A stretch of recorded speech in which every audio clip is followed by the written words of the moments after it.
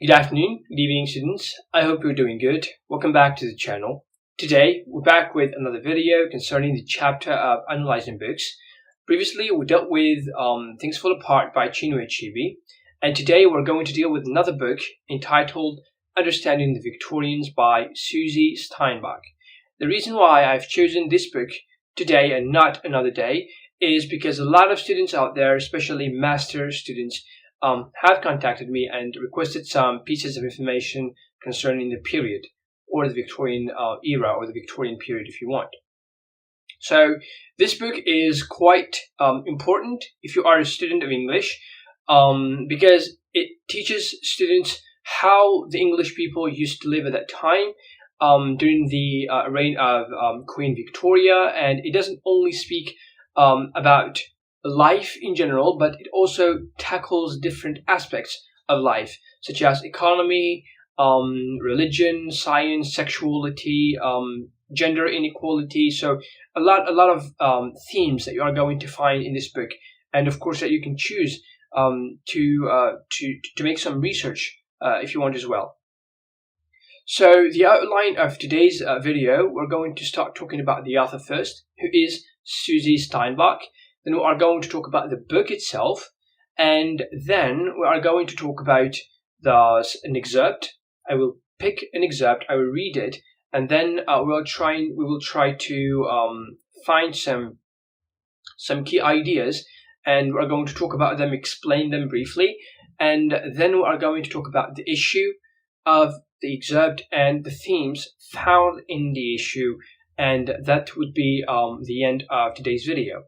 So before I start, as usual, I invite you to like the Facebook page of this channel in order to be notified whenever I post something new, and also subscribe to my channel if it's not already done. That would encourage me to do more and help you out during the period of exams.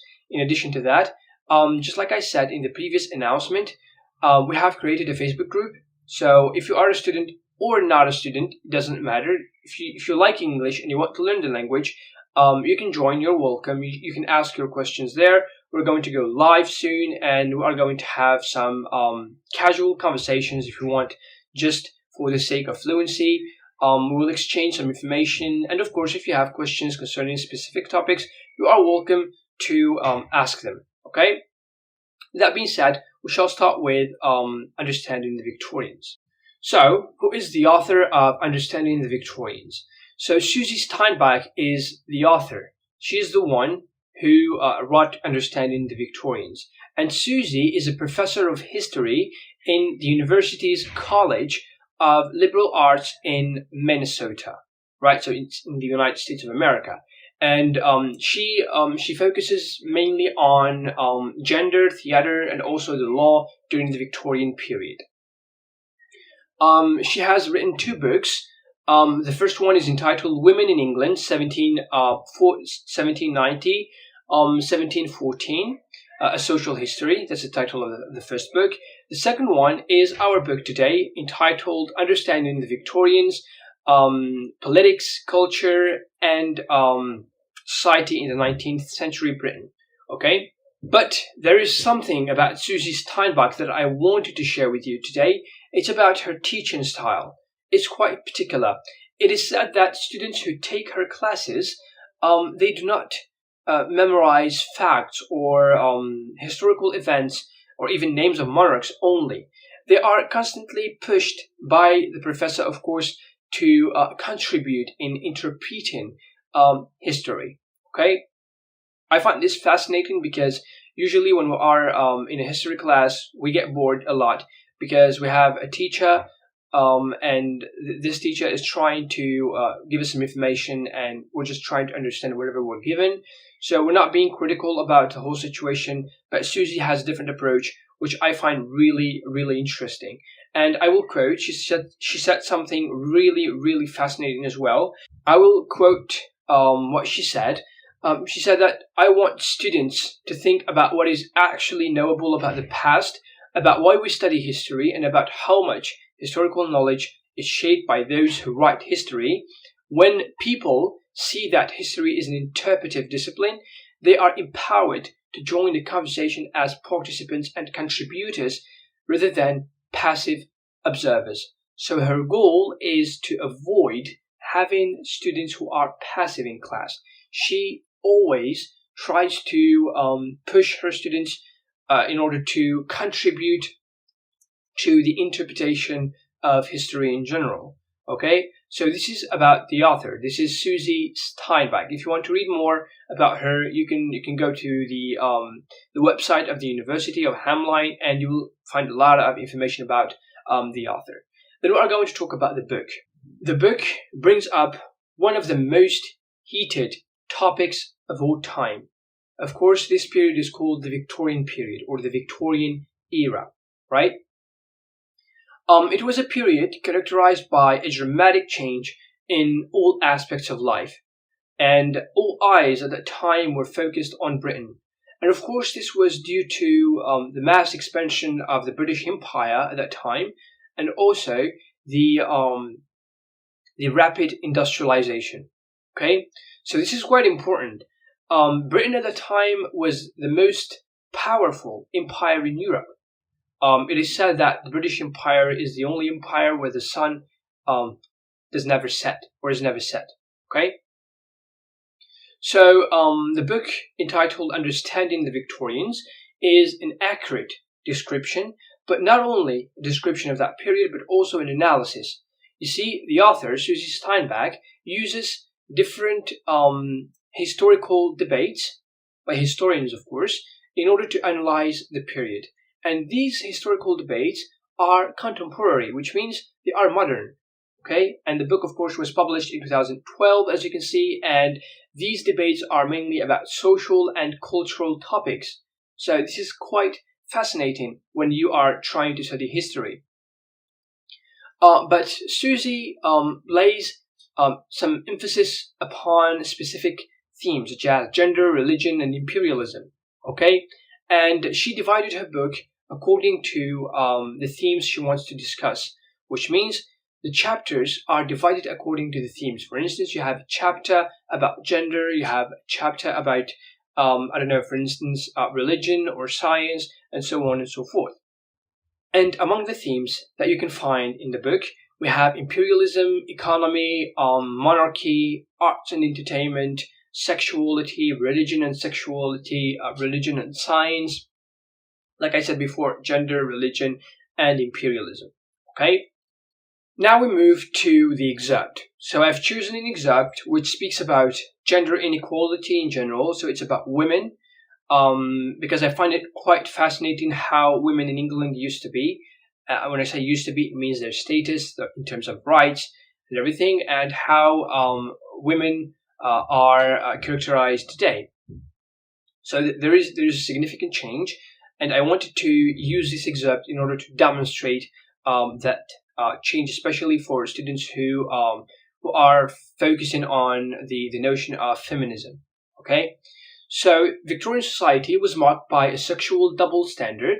Men's sexual behavior was judged by one standard and women's by another, with the result that male and female sexuality were defined very differently, and acts and desires considered perfectly normal in men were seen as deviant in women.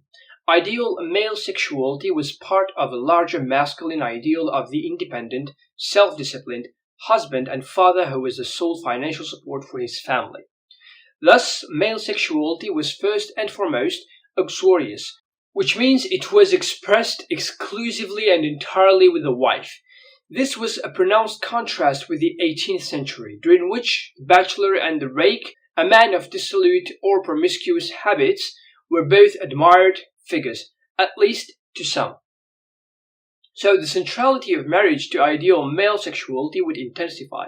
In the later Victorian period, historian Sean Brady argues that by the 1860s, masculinity meant a man being married. The bachelor, once entirely acceptable and even admirably rakish, became a problematic and ambivalent figure. Men who did not support households were unmanly. Second, ideal male sexuality was restrained.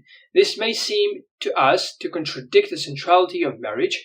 However, for the Victorians, there was no contradiction, because the essence of marriage was not sex but romantic love.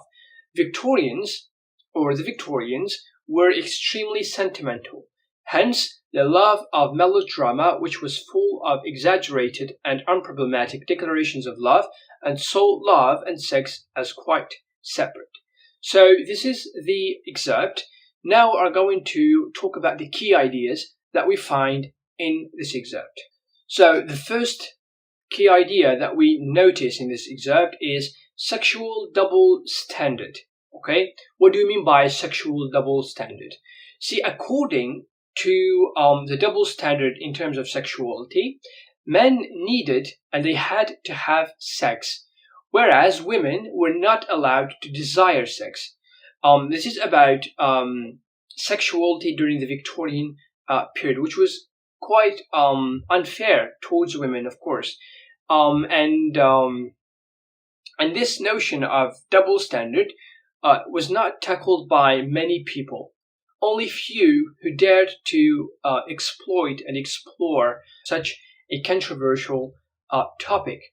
And a lot of people during the Victorian period, these people who belonged to the middle class, they did not care about this double standard, especially women. They were bragging about their ignorance concerning such topics, right? This is the first point. The second point is male dominance. You see, women were considered as the weaker sex, not only emotionally speaking, but also physically speaking. This is why the men in a woman's life during the Victorian period was supposed to take all the decisions on her behalf. For instance, if you take the field of politics or economics, it was the man who takes decisions instead of a woman, although the decisions sometimes might be related to the woman herself. So this is a notion of male dominance. Then we have marriage is a sign of masculinity. You see, at that time, men were judged according to their households. When I say house, it means their family. So if you are a Victorian man and you have a wife, if your wife is good, it means you are a good man. If your wife is not good, it means you are not masculine enough. Okay? In other words, if you want to put it differently, men and women were always related during the Victorian period. And of course, women were dominated by men in every aspect of their lives. Then we have the fourth point, which is responsible men were unmanly. You see, the idea of the Victorian man's loyalty is towards God, the monarch and his family, did not start during the Victorian period. It started a long time ago, after the Magna Carta, the things that have been changing in the English society. So the perspective to whom we should be loyal to, from the perspective of men, of course, changed. So men during the Victorian period saw family and their wives in general as their responsibility. So they needed to take care of them, otherwise they will be considered as unmanly. Okay, this is the fourth point. The fifth point is love and sex were separated. You see, love was seen as something pure, while sex was only seen for procreation. So a man did not have the right to ask his wife to have sex in case he does not want to have kids, and let alone the fact that a woman does not have the right to ask for sex with her husband, right? This is the perspective of the Victorians about love. Love is something abstract, something that you can feel only. It doesn't have to be something physical, right? So this is what made life for women quite hard and also unfair. Okay, so this is as far as love and sex were separated point. Then we have the issue.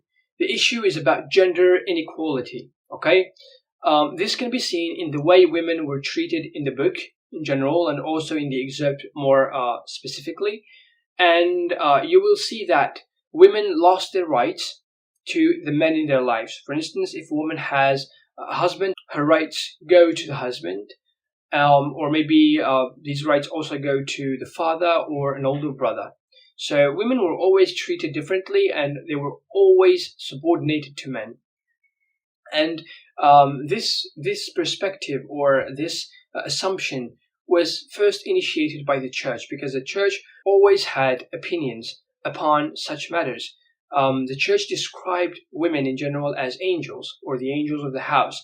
This is why women were given the domestic sphere, which means a woman has to stay at home, cook. For instance, she has to cook for her husband, her kids, she has to raise her kids, and so on and so forth. Whereas men belong to the outside and the cruel world, or if you want, the industrious world. So this is the issue that we are speaking about in the excerpt. And if it had not been for some feminists, a lot of women today won't be able to have proper education or even go out without the permission of the male in their lives, right? So this is as far as understanding the Victorians is concerned today. If you have any kind of question, feel free to ask them in the comments below. Otherwise, I tell you, see you in the next video. Peace.